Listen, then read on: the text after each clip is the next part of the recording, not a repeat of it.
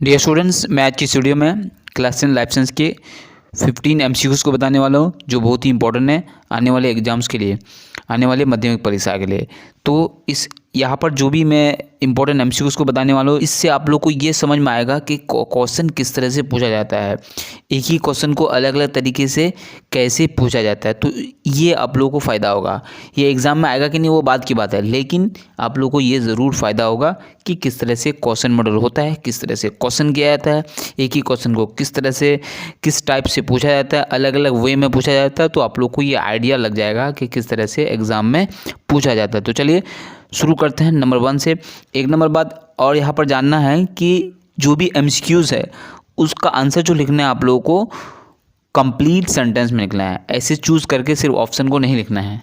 Life science में ये खास बात है कि यहाँ पर सारे क्वेश्चन का आंसर जो है कंप्लीट सेंटेंस में देना पड़ेगा। ओके, तो सबसे पहले शुरू करते हैं question number 1। Select the correct pair from the following and right it. तो यहाँ पर जो करेक्ट पेयर है उसको चूज़ करना है और लिखना है। तो इसमें फुल सेंटेंस में लिखने की ज़रूरत नहीं, क्योंकि यहाँ पर चूज़ करना पड़ेगा। यहाँ पर कुछ सेंटेंस तो है नहीं, यहाँ पर जो है पेयर के टाइप से है। ओके, तो इसका आंसर हो जाएगा ऑप्शन नंबर डी, CSF न्यूरोकॉल। Question number 2, find out the correct sequence from the following. यहाँ पर करेक्ट सीक्वेंस मतलब करेक्ट वे में जो सजा हुआ है। तो इसका आंसर क्या हो जाएगा option number D, CRH, pituitary, ACTH, adrenaline. तो ये क्या है, ये फीडबैक कंट्रोल की तरह है यहाँ पर। Question number 3, the petals of sunflower open up during intense sunlight and close during sunset. Identify the type of movement found in the plant. तो यहाँ पर क्या होता है कि सनफ्लावर के जो पेटल्स है, उनकी जो पत्तियाँ है, उनकी छोटी छोटी जो पत्तियाँ है वो क्या होते हैं, वो सनलाइट की हीट से क्या होता है वो खुल जाता है, और जब सनसेट हो जाता है तो वो क्लोज हो जाते हैं। तो यहाँ पर किस टाइप की मूवमेंट होती है प्लांट में। तो इसका आंसर हो जाएगा ऑप्शन नंबर ए, फोटोनेस्टी। फोटोनेस्टी क्यों, क्योंकि नेस्टिक इंटेंसिटी की वजह से होता है। तो यहाँ पर जितना हीट बढ़ता है तो क्या होता है, ये वो खुलता है, उनकी जो पेटल्स है वो खुलता है।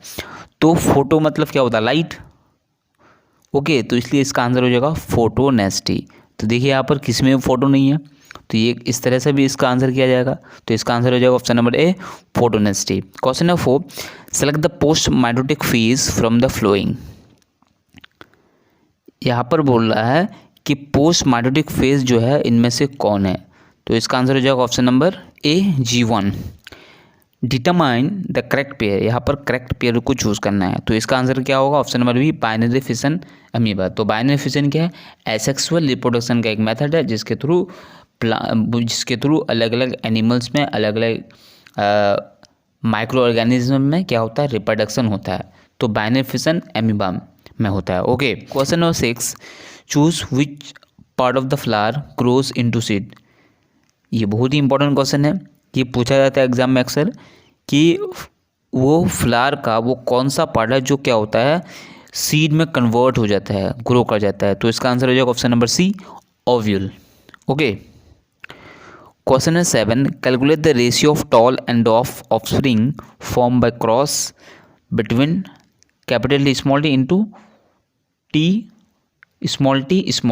तो इनमें जो क्रॉस करेंगे तो उसमें जो नेक्स्ट जनरेशन पैदा होगा, टॉल और डॉफ की रेशियो कितनी होगी। तो इसका आंसर क्या होगा option number B, 1:1। Assess how many types of genetically different daughter cells are produced in the F2 generation of Mendelian David cross. तो डायविड क्रॉस में जेनेटिकली कितने टाइप के डॉटर सेल प्रोड्यूस होते हैं F2 जनरेशन में, Mendelian के डायविड cross में। तो इसका आंसर जाएगा ऑप्शन नंबर डी, 16। तो 16 टाइप्स के जो है डॉटर सेल्स पैदा होते हैं, प्रोड्यूस होते हैं in F2 generation of Mendelian डायविड क्रॉस। तो इसमें आप लोग कमेंट करके बताइए फेनोटाइपिकली कितने टाइप्स के डॉटर सेल प्रोड्यूस होते हैं in F2 generation of Mendelian डायविड क्रॉस। मतलब क्या है कि मेंडल के डायविड क्रॉस में फेनोटाइपिकली कितने टाइप्स के डॉटर सेल पैदा होते हैं। तो मैंने जेनेटिकली यहाँ पर बता दिया 16 टाइप के होते हैं। तो आप लोग कमेंट करके ज़रूर बताइए कि फेनोटाइपिकली कितने टाइप्स के प्लांट पैदा होते हैं।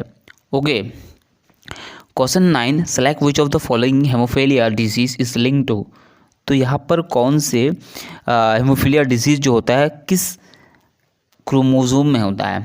तो इसका आंसर क्या हो जाएगा, ऑप्शन नंबर डी एक्स, इसलिए यहाँ पर इसका आंसर हो जाएगा X linked. Okay, question number 10, determine which ancestral from modern horse originated in the Miocene epoch. तो ये एक एज है जिसमें क्या होता है, मॉडर्न हॉर्स का जो फॉसिल है वो क्या है। तो इसका आंसर क्या आ जाएगा, option number B Mesohippus. Question number 11, a terrific forest fire struck Amazon recently. तो अमेजन जो फॉरेस्ट है उसमें जो है आग लग चुकी थी, बहुत ही खतरनाक आग लग चुकी थी। तो identify which of the following best explain the situation faced by the wildlife there. तो यहाँ पर कौन सी सिचुएशन को यहाँ पर एक्सप्रेस किया जाता है, कौन से टर्म से। तो इसका आंसर हो जाएगा option number B natural selection. तो नेचुरल सिलेक्शन क्या है, क्योंकि हम लोगों ने पढ़ा है डार्विन के जो थ्योरी है एवोल्यूशन को लेकर के, तो इस थ्योरी में बोला गया है कि नेचुरल सिलेक्शन, तो नेचुरल सिलेक्शन में क्या होता है कि जो भी ऑर्गेनिजम्स है वो माहौल के साथ, इन्वायरमेंट के साथ जो अडेप्ट कर पाते हैं वही इस अर्थ में ज़िंदा रहते हैं, और जो नहीं कर पाते वो इस दुनिया से ख़त्म हो जाते हैं। तो इसका मतलब उस आग में जो भी बच गए तो अपने स्ट्रगल की वजह से बचे, जो फंस गए तो मर गए। तो यहाँ पर जो एक्सप्लेन होता है वो आंसर हो जाएगा option number B natural selection के थ्रू।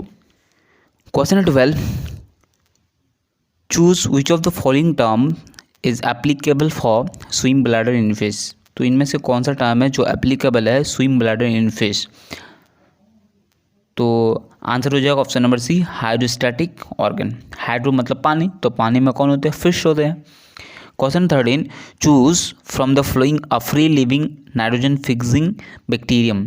तो यहाँ पर जो है नाइट्रोजन फिक्सिंग बैक्टीरिया जो है फ्री लिविंग, जो आज़ाद ना जिंदे फ्री लाइफ रन करते हैं। तो इसका आंसर क्या हो जाएगा, option number A Azotobacter. Question number 14, determine which one of the following is not a greenhouse gas. ये बहुत ही ईजी है, तो इसका आंसर क्या होगा, आप लोग फटाफट से बताइए। तो इनमें से कौन सी वो गैस है जो ग्रीन हाउस गैस नहीं है।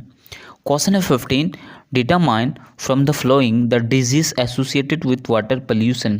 तो वाटर पोल्यूशन की वजह से कौन कौन से डिजीज़ होते हैं। तो इसका आंसर क्या हो जाएगा, option number C hepatitis A, typhoid, cholera. ये जो होता है वाटर पोल्यूशन से होती है ये सारे डिजीज़।